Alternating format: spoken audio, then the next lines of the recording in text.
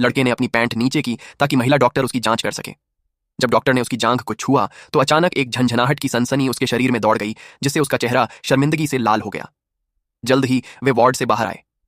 महिला डॉक्टर ने कहा कि स्थिति गंभीर नहीं है, यह सिर्फ एक मूत्र मार्ग संक्रमण था, उसे बस वापस आकर अपनी चमड़ी कटवानी होगी। डॉक्टर के शब्दों को सुनकर लड़के का दिल आखिरकार शांत हुआ, लेकिन घर लौटने के तुरंत बाद उसके लक्षण और बिगड़ गए। न केवल उसे पेट में दर्द महसूस हुआ, बल्कि जब उसे पेशाब करने की जरूरत थी वह उसे रोक नहीं पा रहा था और उसकी पेशाब में खून भी आने लगा। लड़का इतना डर गया कि वह बोल नहीं सका। उसके सहपाठी आए, लेकिन चिंता दिखाने के बजाय उन्होंने उसका मजाक उड़ाया कि उसे मासिक धर्म हो रहा है।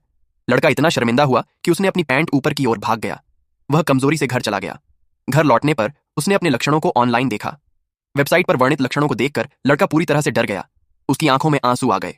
रात के खाने के दौरान लड़के का दर्द और भी बढ़ गया। उसने जल्दी से अपनी चॉपस्टिक्स रख दी और बाथरूम की ओर दौड़ा। उसकी मां चिंतित होकर उसके पीछे गई। जब उसने दरवाजा खोला तो उसने फर्श पर खून का एक गड्ढा देखा। यह देखकर उसकी मां पूरी तरह से डर गई। उसने जल्दी से उसके पिता को फोन किया ताकि वे उसे अस्पताल ले जाएं। अस्पताल में जांच के बाद डॉक्टर ने कहा कि यह सिर्फ सूजन है। उसकी मां ने उसे 1 सप्ताह की स्कूल से छुट्टी भी दिलवाई। जब वह स्कूल लौटा तो उसके सहपाठियों ने उसका मजाक उड़ाया, उसे निर्विवाद लड़की कहकर बुलाया। लड़का सिर्फ चुप रह सकता था। हालांकि पी क्लास के दौरान उसे फिर से पेट में दर्द महसूस हुआ। उसने अपने पेट को पकड़ लिया और पी शिक्षक के पास गया, उम्मीद करते हुए कि उसे आराम करने की अनुमति मिलेगी, लेकिन शिक्षक ने मना कर दिया। शिक्षक ने सोचा कि वह बहाना बना रहा है और उसे पहले दौड़ पूरी करने के लिए कहा, लेकिन लड़का अचानक बेहोश होकर गिर पड़ा। शिक्षक इतना डर गया कि उसने उसे इन्फर्मरी में ले जाया। डॉक्टर भी पूरी तरह से हैरान था। यह मासिक धर्म के लक्षणों जैसा लग रहा था, लेकिन वह स्पष्ट रूप से एक लड़का था। जल्द ही उसके माता पिता को खबर मिली और वे दौड़ कर आए। उन्होंने उसे अस्पताल में जांच के लिए ले गए। आधिकारिक विशेषज्ञों द्वारा जांच के बाद उन्हें और भी विचित्र लक्षण दिखाई दिए। पता चला कि लड़के के पास 2 प्रजनन प्रणालियां थीं। दूसरे शब्दों में उसके शरीर में एक अंडाशयी प्रणाली थी, बस उसके पुरुष अंग अधिक स्पष्ट थे। उसकी महिला प्रजनन प्रणाली गहरे अंदर छिपी थी।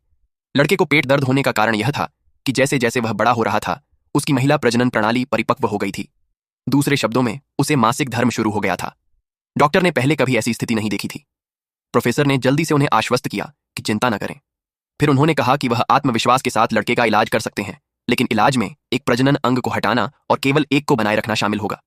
यदि इसे नहीं हटाया गया तो कैंसर होने का उच्च जोखिम था। हालांकि वर्तमान समस्या यह थी कि दोनों अंग सामान्य रूप से काम कर रहे थे। यदि महिला प्रजनन प्रणाली को बनाए रखा गया तो भविष्य में प्रजनन संभव हो सकता था। यह तय करना माता पिता पर निर्भर था कि कौन सा अंग बनाए रखना है। उन्हें अगले दिन परिणामों का इंतजार करना होगा। अगले दिन माता पिता जल्दी अस्पताल पहुंचे और डॉक्टर से पूछा कि क्या टेस्ट के परिणाम तैयार हैं। प्रोफेसर ने उन्हें रिपोर्ट सौंपी और सिफारिश की कि वे पुरुष प्रजनन प्रणाली को हटा दें, जिसका मतलब था कि वह पूरी तरह से लड़की बन जाएगा। लेकिन इससे माता पिता उलझन में पड़ गए। उन्हें नहीं पता था कि उनका बेटा इस परिणाम को स्वीकार करेगा या नहीं। उस रात